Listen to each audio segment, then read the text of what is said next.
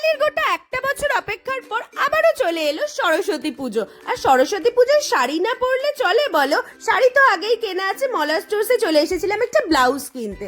এবছর আমার ছেলের হাতে খড়ি, তাই আমাদের বাড়িতেও হবে সরস্বতী পুজো। কি মজা! ফল ফলাদি দশকর্মার বাজার সব আমি নিজে হাতে করেছিলাম। আর পুজোর বাজার করার তো মজাটাই আলাদা। সন্ধ্যাবেলা চলে এসেছিলাম একটা কাঁসা পিতলের দোকানে। আমার অনেক দিনের শখ ছিল এরকম একটা ময়ূর প্রদীপ কেনার, গৃহপ্রবেশের সময় হয়ে ওঠেনি, তাই এবার অর্ধেন্দু আমার এই শখটা পূরণ করে দিল।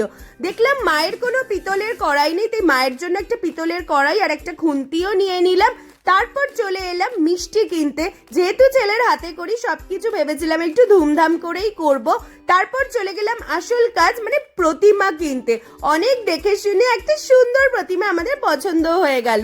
আজ এই অবধি। চ্যানেলে চোখ রাখো, পুজোর ভিডিও শীঘ্রই আসতে চলেছে।